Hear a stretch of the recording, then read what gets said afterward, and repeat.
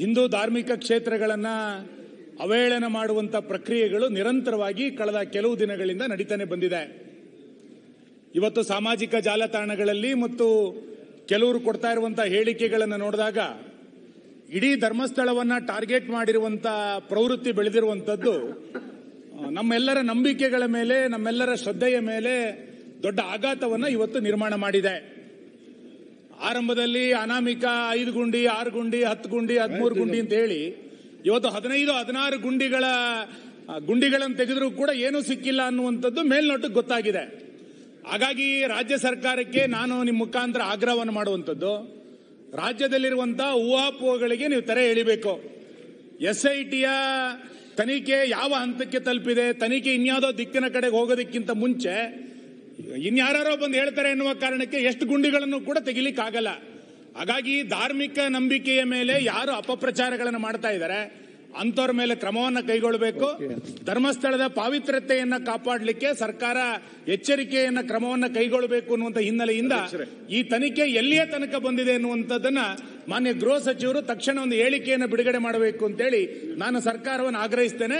ಇನ್ನೆಷ್ಟು ಗುಂಡಿ ತೆಗಿತೀರಿ ಅನ್ನುವಂಥದ್ದು ಕೂಡ ಸರ್ಕಾರ ಎಷ್ಟು ಗುಂಡಿ ತೆಗಿತೀರಿ, ಇಲ್ಲಿಯ ತನಕ ಮೂಳೆ ಸಿಕ್ಕಿದೆಯಾ ಅನ್ನುವಂಥದ್ದನ್ನ ನಾನು ಹೇಳಿದ್ದೆ, ನಾನು ಡೀಟೇಲ್ ಚರ್ಚೆ ಕೊಡ್ತೇನೆ ಅಂತ. ಈಗಲೇ ಅರ್ಜೆಂಟ್ 1 ನಿಮಿಷ ಅಂತ ಹೇಳ್ತೀರಿ. ಈಗ ಮಾನ್ಯ ಅಧ್ಯಕ್ಷರೇ, ಮಾನ್ಯ ಕೂತ್ಕೊಳ್ಳಿ ಅಲ್ಲಿ. ಸುನೀಲ್ ಕುಮಾರ್ ಅವರು ಬಹಳ ಪ್ರಾಮುಖ್ಯವಾದಂತ ಮತ್ತು ಗಂಭೀರವಾದಂತ ಪ್ರಶ್ನೆಯನ್ನ ಇವತ್ತು ಶೂನ್ಯ ವೇಳೆಯಲ್ಲಿ ಎತ್ತಿದ್ದಾರೆ. ನಾವು ಸರ್ಕಾರ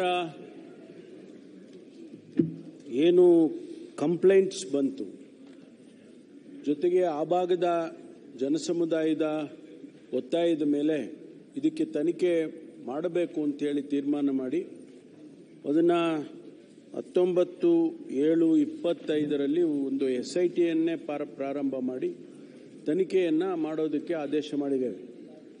ಈ ತನಿಖೆ ನಡೀತಾ ಇದೆ. ತನಿಖೆ ಪೂರ್ಣ ಆಗಬೇಕು, ಅದಕ್ಕೂ ಒಂದು ಕಾಲಮಿತಿನೂ ಕೂಡ ಇರುತ್ತೆ. ತನಿಖೆ ಅಂತ ಹೇಳಿದ್ರೆ ಎಷ್ಟು ತಾವು ಹೇಳಿದಾಗೆ 100 ಗುಂಡಿಗಳನ್ನ ಹಗಿಯೋದಕ್ಕೆ ಸಾಧ್ಯ ಆಗೋದಿಲ್ಲ. ಆದರೆ ಒಂದು ಹಂತಕ್ಕೆ ತಲುಪಿದ ಮೇಲೆ ಖಂಡಿತವಾಗಿ SITನವರು ವರದಿಯನ್ನು ಕೊಡ್ತಾರೆ. ಆ ವರದಿ ಬಂದ ಮೇಲೆ ನಾನು ಹೆಚ್ಚಿನ ಮಾಹಿತಿಯೊಂದಿಗೆ ಉತ್ತರವನ್ನು ಕೊಡಬಹುದು. ಆದ್ದರಿಂದ ವರದಿ ಬಂದ ನಂತರ ನಾನು ಇದಕ್ಕೆ ಉತ್ತರವನ್ನು ಕೊಡ್ತೇನೆ. ಆಯ್ತು, ಆಯ್ತು, ಬರೆದುಕೊಳ್ಳಿ. ನಾನು ಗೃಹ ಸಚಿವರಲ್ಲಿ ಒಂದು ಕೇಳ್ತೀನಿ, ಗೊತ್ತಾಗಿದೆ ಎಷ್ಟು ಗುಂಡಿ ಅಂತ ತಗ್ಸೋದು. ಆಯ್ತು, ಈಗ ಅನಾಮಿಕ ಎಲ್ಲೆಲ್ಲಿ ತೋರಿಸಿ ಎಲ್ಲ ಕಡೆ ಎಕ್ಕಾಗುತ್ತೆ ಅಂದ್ರೆ ಅವನು ಅನಾಮಿಕ ಗುಂಡೆ ಎಲ್ಲಿಂದ ಸಿಕ್ಕಿದೆ, ಗುಂಡೆ ಎಲ್ಲಿಂದ ತಂದ ಅವನು, ಈಗ ಅಲ್ಲ ಗುಂಡೆ ಎಲ್ಲಿಂದ ತಂದ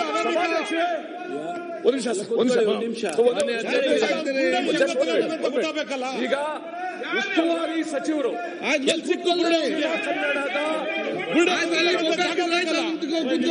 ಯಾರಿಗೆ ಕೇಳ್ತಾರೆ ನಿಮ್ಮ ಬೊಬ್ಬೆಗಲ್ಲ ಇಲ್ಲಿ ಸುಮ್ಮನೆ ಅನಗತ್ಯವಾಗಿ ಇಷ್ಟು ದಿವಸ ಕಚೇರಿಯಲ್ಲಿ ಇದ್ರು, ಯಾಕೆ ಹೋಗಿ ಮಾತಾಡಲಿಲ್ಲ?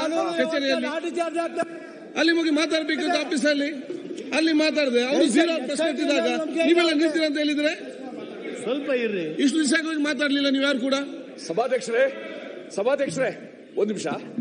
ದಕ್ಷಿಣ ಕನ್ನಡ ಉಸ್ತುವಾರಿ ಸಚಿವರು ಮತ್ತು ಆರೋಗ್ಯ ಸಚಿವರಾದ ಶ್ರೀ ದಿನೇಶ್ ಗುಂಡೂರಾವ್ ಅವರು ಒಂದು ಹೇಳಿಕೆ ಮಾಡಿದ್ರು.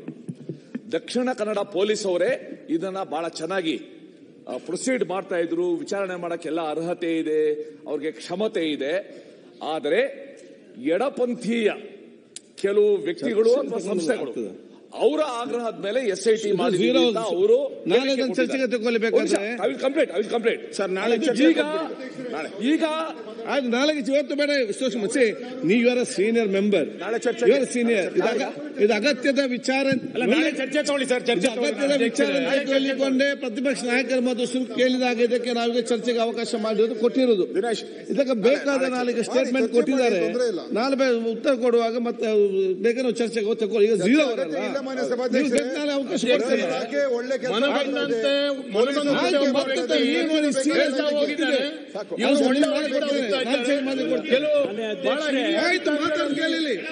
ಸಮಯ ಕೊಡ್ತಾ ಇದ್ದಾರೆ. ಎಡಪಂಥೀಯರು ಪಶ್ಚಿಮ ಘಟ್ಟದಲ್ಲಿ ನಕ್ಸಲೈಟ್ ತಂದು ಇದನ್ನು ಮಾತಾಡಿ. ಈಗ ಇವತ್ತು ಅದನ್ನ ಅನುಭವಿಸಿದ್ದೇವೆ ನಾವು. ಈಗ ಝೀರೋ ಅವರಲ್ಲಿ ಯಾಕೆ ಚರ್ಚೆ ಮಾಡ್ತೀವಿ? ಚರ್ಚೆಗೆ ಅವಕಾಶ ಬೇಕಾಗ್ತದೆ. ನೀವು ನಾಳೆ ಚರ್ಚೆಗೆ ಅವಕಾಶ ಕೇಳಿ, ಚರ್ಚೆಗೆ ಅವಕಾಶ ಮಾಡಿಕೊಡ್ತೇನೆ. ಹರೀಶ್, ನಾಳೆ ಕೊಡ್ತೇನೆ ಚರ್ಚೆಗೆ.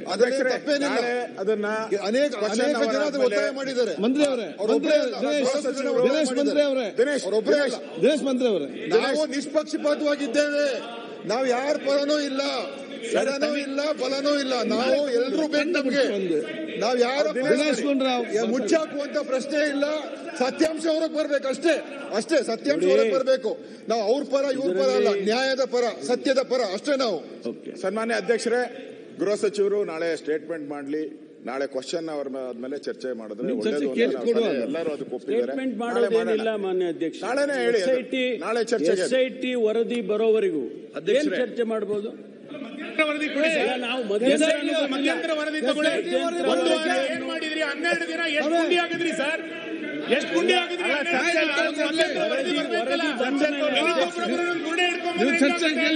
ಒಂದು ವಾರದ ತನಿಖೆ ಏನಾಗಿದೆ ಅನ್ನೋದನ್ನ ಹೇಳಿ, ಸ್ಟೇಟ್ಮೆಂಟ್ ಮಾಡಿ. ಒಂದು ವಾರದ ಏನಾಗಿದೆ ಅಂತ ಇವತ್ತು ಇನ್ನೊಬ್ಬ ಬಂದು ಹೇಳಿಕೆ ಕೊಡ್ತಾನೆ, ನಾಳೆ ನಂದೊಂದು ಗುಂಡಿ ಇದೆ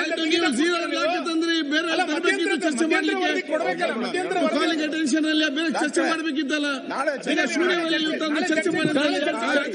ಚರ್ಚೆ ಕೇಳಿ, ನೀವು ಚರ್ಚೆಗೆ ಹರೀಶ್ ಮೇಲೆ ಚರ್ಚೆ ಕೇಳಿ. ಅಧ್ಯಕ್ಷರೇ, ನೀವು ನನಗೆ 8 hours SIT ಅವ್ರ ಜೊತೆ ಇರ್ತಾನೆ. ಇನ್ ಮಿಕ್ಕಿದ ಟೈಮ್ ಎಲ್ಲಿರ್ತಾನೆ ಅಂತ ಗೊತ್ತಿಲ್ಲ. ಅವ್ನು ಪ್ರತಿ ದಿವಸ ಹೊಸ ತಗೊಂಡ್ಬರ್ತಾನೆ. Who is directing? ಅಧ್ಯಕ್ಷರೇ, ಇದು ಪ್ರಶ್ನೆ. It should not become a command performance. ಮಾನ್ಯ ಪ್ರತಿಪಕ್ಷ ನಾಯಕರು should not become a command performance. ಆಮೇಲೆ ಯಾವ ಡೈರೆಕ್ಷನ್ ಆಗ್ತಾ ಇದೆ? ಆಮೇಲೆ ಒಂದು ವಾರ ಮುಗಿದ ಚರ್ಚೆ ತೇಜವಾದ ಮಾಡಿ ಆಮೇಲೆ ಅವ್ನು ಮೆಂಟಲ್ ಯಾವ ರೀತಿ ಚರ್ಚೆ? ದಿನೇಶ್ ಅವರೇ, ತನಿಖೆ ಮುಗಿತು, ಅವ್ರು ಹೇಳುವ ಹೊಸ ಇದಕ್ಕೆಲ್ಲ ಚರ್ಚೆಗೆ ಅವಕಾಶ ನೀವು ಚರ್ಚೆ ಕೇಳಿ. ಮಾತಾಡಿದ ಝೀರೋ ಅವರಲ್ಲಿ ರೈಟಿಂಗ್ ಅಲ್ಲಿ ಕೊಡ್ಲಿಲ್ಲ. ಯಾಕೆ ಚರ್ಚೆ ಕೇಳಿ ಅಂತ ನೀವು ಕೇಳಿಕೊಡಿ, ರೈಟಿಂಗ್ ಅಲ್ಲಿ ಕೊಡ್ಲಿಲ್ಲ. ಅವರು ಝೀರೋ ಅವರಲ್ಲಿ ಪ್ರಸ್ತಾವನೆ ಮಾಡಿದಾಗ ನೀವು ಚರ್ಚೆಗೆ ನಿಂತಾಗ್ತದೆ. ನೀವು ರೈಟಿಂಗ್ ಅಲ್ಲಿ ಕೊಡಿ. ನೀವು ಸದಸ್ಯರಿದ್ದೀರಿ, ಬರೆದು ಕೊಡಿ. ಆಸಕ್ತಿ ಇದ್ರೆ ಒಂದು ಅಲ್ಲಿ ಹೋಗಿ ಮಾತಾಡುದಿಲ್ಲ, ಬರೆದು ಕೊಡುದಿಲ್ಲ. ಇಲ್ಲಿ ಝೀರೋ ಪ್ರಶ್ನೆ ಮಾಡಿ ನೀವೆಲ್ಲರೂ ಕೂಡ ಮಾತಾಡಿದ್ರೆ ಈ ಝೀರೋ ಚರ್ಚೆ ಏನಂತ ಇದು?